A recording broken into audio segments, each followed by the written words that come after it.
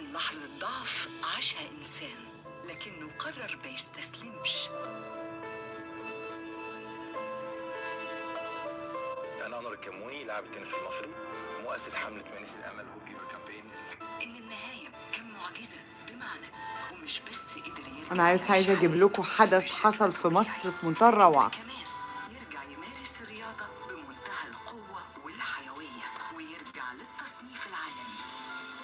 مش سياسة سهم. أدركت إن ربنا نجاني. فوزية، أنت تقولي على فوزية؟ بس أرجع ألعب تنس. ده هي اللي علمتنا. أنور دعا أمراء ونبلاء أوروبا ومشاهير العالم. الحدث ده حصل في مصر يا جماعة. ختام حملة مانحي الأمل العالمية كانت رحلة ملكية كبيرة عشان يقدموا حصلت جراند بول أوف مونت كارلو، حدث ملكي حفل جراند بول أوف مونت كارلو، كل سنة وبيرعاه الأمير ألبير الثاني. والحقيقة أمير موناكو جالنا هنا مصر. فخمة، موسيقى كلاسيكية ورقصات فالس وعشاء ملكي. باختصار